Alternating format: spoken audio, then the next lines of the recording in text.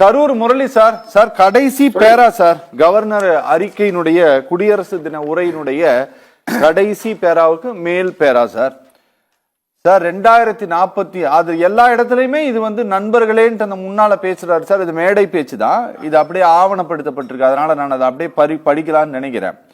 நண்பர்களே, 2047 வளர்ச்சி அடைந்த பாரதமாக ஆகும் பாதையில் நமது தேசம் தன்னம்பிக்கையோடு பயணிக்கும் வேளையிலே உள்நாட்டிலும் சரி அயல் நாடுகளிலும் சரி சில சுயநலமிகளும் எதிரி சக்திகளும் நமது முன்னேற்றத்தின் வேகத்தை குலைக்க முயற்சி செய்து வருகிறார்கள்.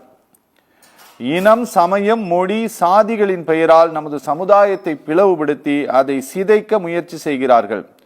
தவறான எதிர்மறை கூற்றுக்கள் வாயிலாக நமது மக்களின் நெஞ்சுரத்தை பலவீனப்படுத்தவும் முயற்சி செய்து வருகிறார்கள்.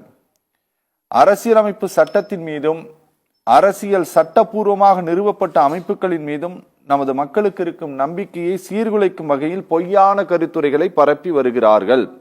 இத்தகைய தேச விரோத கூற்றுகளுக்கு எதிராக விழிப்போடு இருக்க வேண்டும் என்று உங்கள் அனைவரிடமும் நான் வலியுறுத்துகிறேன் சார். ஒரு மாநிலங்களை குறித்து தொடர்ச்சியாக அடுக்கடுக்கான பல விமர்சனங்களை, ரொம்ப கடுமையான விமர்சனங்களை முன்வைத்துவிட்டு கடைசியாக இதையும் சொல்லும் போது இதை எப்படி புரிஞ்சு கொள்ள முடிகிறது அப்படின்னா, இந்த உள்நாட்டிலும் சரி அயல் நாடுகளிலும் சரி அப்படிங்கிற அந்த ஒரு வார்த்தை வலிந்து திணிக்கப்பட்டதாக நாங்க பார்க்கிறோம். ரெண்டாவது, மீதி சொல்லப்பட்டது மட்டும்தான் இங்க இருக்கக்கூடியதுக்காக, இது அப்படி தோன்றிவிடக் கூடாது அப்படிங்கிறதுக்காக இந்த உள்நாடு அயல் நாடுங்கிற வார்த்தை பயன்படுத்தப்பட்டிருக்கு நினைக்கிறேன். இது நேரடியாக மாநில அரசாங்கத்தின் மீதும் ஆண்டு கொண்டு இருக்கக்கூடிய கட்சியின் மீதும் வைக்கப்பட்ட விமர்சனமாகத்தான் நாங்க பார்க்கிறோம் சார். இப்படி உங்களை விமர்சிக்க வேண்டிய தேவை எங்க இருந்து சார் வந்தது? அந்த அறிக்கையை நீங்க நல்லா கேட்டீங்கன்னா, அந்த அறிக்கையை நல்லா இன்னொரு நீங்க படிச்சீங்கன்னா, அவருடைய மனசுல இருக்கிறத சொல்லி இருக்காருனாக்க, ஒன்றிய அரசாங்கம் செய்கிற தவறை ஒன்றிய அரசாங்கத்தை எதிர்த்து பேச முடியாத ஆண்மை பலம் இல்லாத காரணத்தால் தமிழ்நாட்டு அரசின் மீது சொல்லி அப்படியாவது ஒன்றிய அரசு திருந்துமா என்ற ஒரு நம்பிக்கையில் கூட சொல்லி ஆளுநரை பத்தி ஆண்மை பலம் பேசுறாரு. நான் இதே வார்த்தை சொன்னா அவருக்கு எப்படி இருக்கும்? ஒரே ஒரு நிமிஷம். ஆண்மை பலம்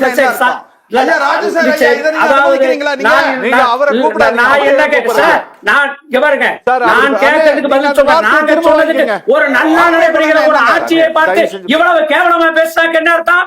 எங்க தமிழ்நாட்டுல நல்லா நடக்கிற ஒரு ஆட்சியை பார்த்து கேவலமா பேசுற ஒரு கவர்னர்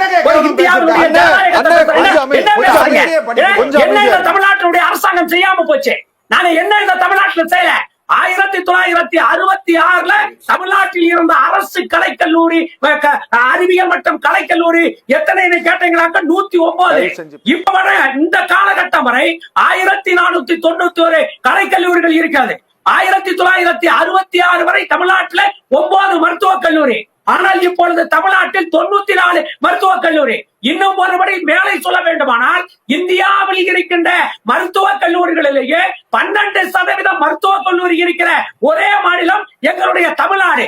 இப்படி கல்வித்துறையில எல்லா இடங்களும் நாங்கள் உயர்ந்திருக்கோம். கொஞ்சம் பேச விடுங்க. இல்ல, இவங்க செக்கப் போனா தமிழ்நாட்டுல போறாங்க, அது அவங்க பாடு.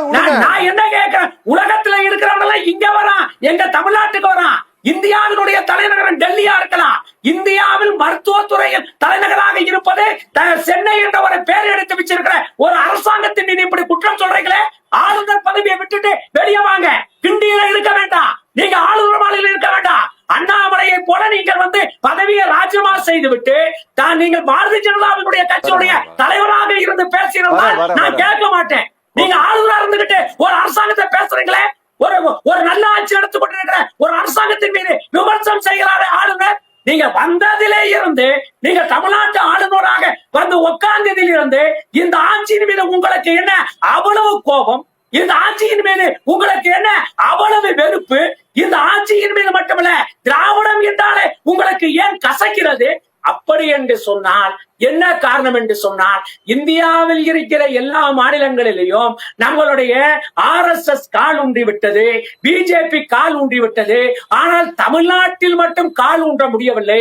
ஆகவே தமிழ்நாட்டில் கால் ஊனாமல் இருப்பதற்கு காரணம் யார் என்றால் 2 தலைவர்கள்.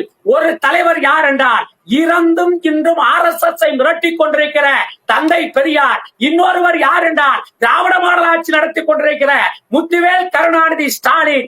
ஆகவே இருவரையும் காயப்படுத்த வேண்டும் என்பதற்காக ஒரு பக்கம் தற்குறிகளை வைத்து இந்த நாட்டில் பெரியாரை தாக்குவது, அதே போல ஆளுநரை வைத்து இந்த நாட்டிலே ஆளுகிற திராவிட மாடல் ஆட்சியை தாக்குவது, இந்த அஜெண்டாவோடு உங்கள் அறிக்கை இருக்குமானால் நான் என்ன உங்களை புகழ முடியுமா?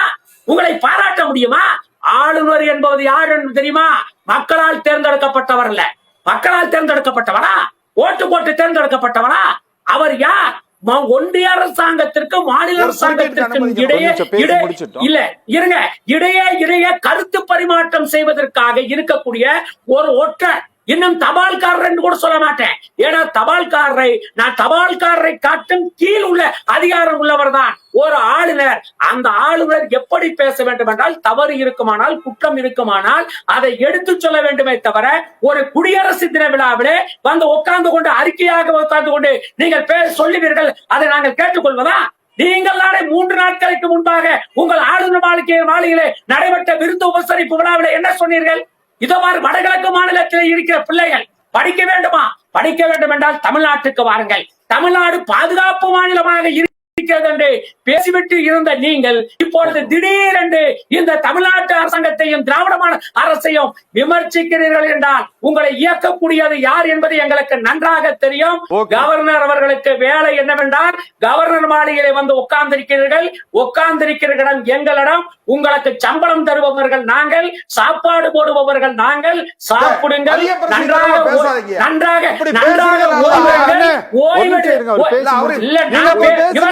நாங்க கொடுக்கிற சம்பளம் தான் ஒன்றிய அரசாங்கம் கொடுக்கிற சம்பளம்.